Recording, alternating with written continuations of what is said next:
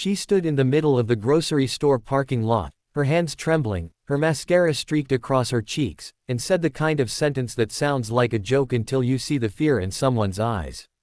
She said she needed a husband by tomorrow. Not next month. Not someday. Tomorrow. And before I could stop myself, before I could think about how absurd that sounded, I heard my own voice telling her that if that was the case, then she would have to come and live at my place. If you believe in kindness, second chances, and the idea that sometimes the craziest moments can lead to the most beautiful stories, take a second right now to like this video, comment your thoughts, share it with someone who needs hope, and subscribe to Tales Beyond the Porch. You never know which story might remind you that love still exists in unexpected places. Her name was Emily Parker, and that night in downtown Columbus, Ohio, the world had clearly collapsed around her. She was 30 years old, dressed in a pale blue blouse and black slacks, the kind of outfit you wear to an office job you can't afford to lose. Her blonde hair, usually neatly tied back, had fallen loose around her shoulders.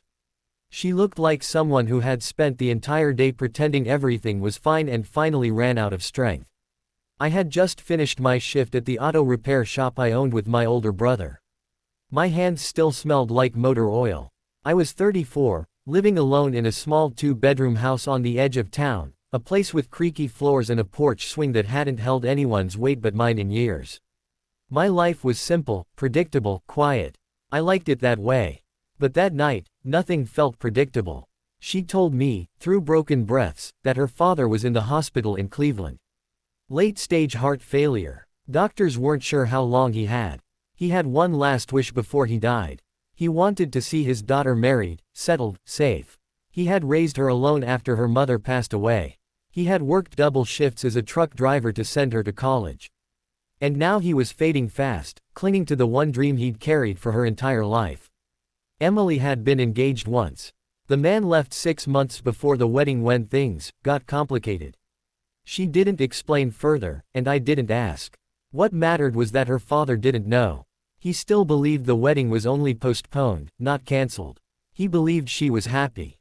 Tomorrow was his birthday. The doctors had warned her that it might be his last. She wasn't looking for romance. She wasn't even looking for a real marriage. She was looking for someone willing to stand beside her hospital bed and wear a ring long enough to let her father close his eyes in peace. When she said she needed a husband by tomorrow, she wasn't being dramatic. She was desperate. I had known her for exactly 15 minutes. But I saw something in her that night. Not manipulation. Not foolishness. Just love. A daughter who would humiliate herself in a parking lot if it meant easing her father's final days. So I made the reckless offer. If she wanted me to pretend to be her husband, she would have to stay at my house. Not because I expected anything from her, but because I didn't want gossip, lies, or half-truths. If we were doing this, we were doing it clean. She would have a safe place to stay. My spare bedroom. No strings. No pressure. She stared at me like I was insane. Maybe I was. But by midnight, her suitcase was in the trunk of my truck, and we were driving east toward Cleveland under a sky so dark it felt endless. The next morning, we stood in a hospital room that smelled faintly of antiseptic and fading hope. Her father, Robert Parker, was thinner than I expected. His once broad shoulders had collapsed inward, but his eyes were sharp, observant, protective. When Emily introduced me as her husband, I felt the weight of that word settle onto my chest like armor I wasn't sure I deserved to wear. He looked at me for a long time before nodding. His hand reached out, weak but steady, and I shook it. In that moment, I wasn't pretending anymore. I wasn't an auto mechanic from Columbus playing a role. I was the man standing between his daughter and the world. The hospital chaplain offered to perform a small bedside ceremony. It wasn't planned. There were no flowers, no guests, just machines beeping softly and a nurse wiping her eyes in the corner. We exchanged simple vows, hands trembling, voices unsteady. I told myself it was temporary. But when I slid the ring onto her finger, something shifted. We stayed in Cleveland for 3 days. I watched Emily transform from frantic to gentle, sitting beside her father, reading to him, laughing at old stories about her childhood. At night, she would step into the hallway and cry where he couldn't see her. I found myself waiting outside that hospital room every morning, bringing her coffee, making sure she ate. I wasn't doing it because of the arrangement anymore.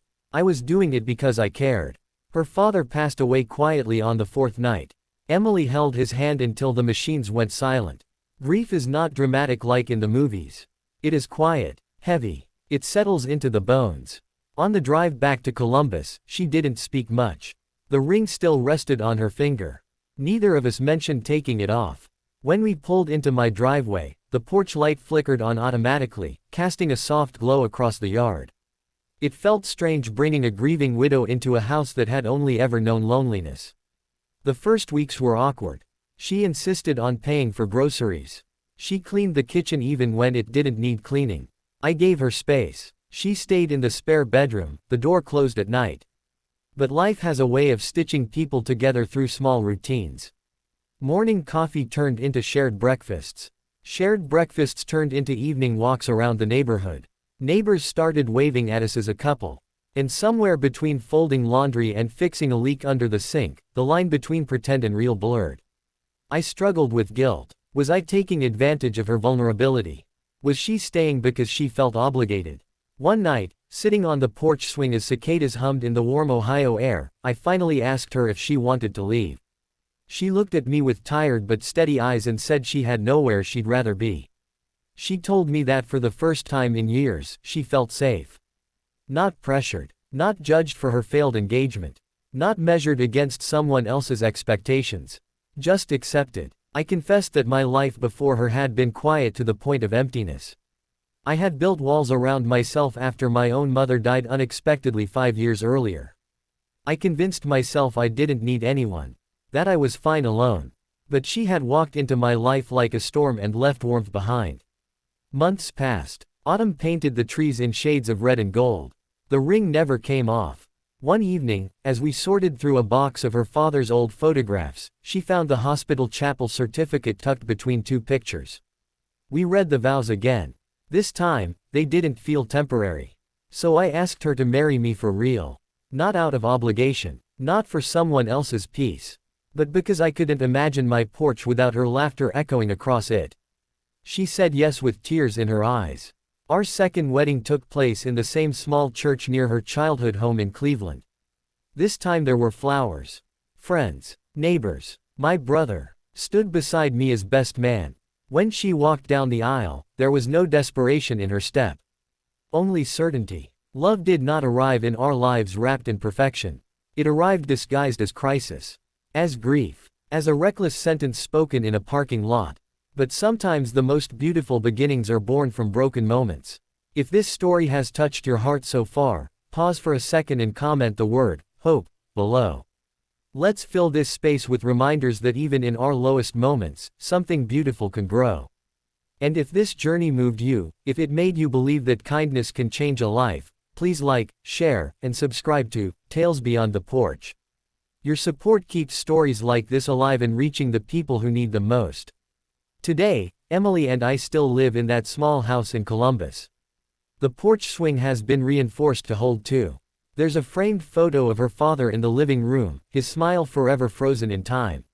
Sometimes, on quiet evenings, we sit together and talk about how one desperate sentence changed everything.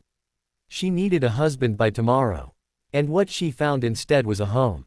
Not because we planned it. Not because it was perfect. But because 2 broken people chose to show up for each other when it mattered most.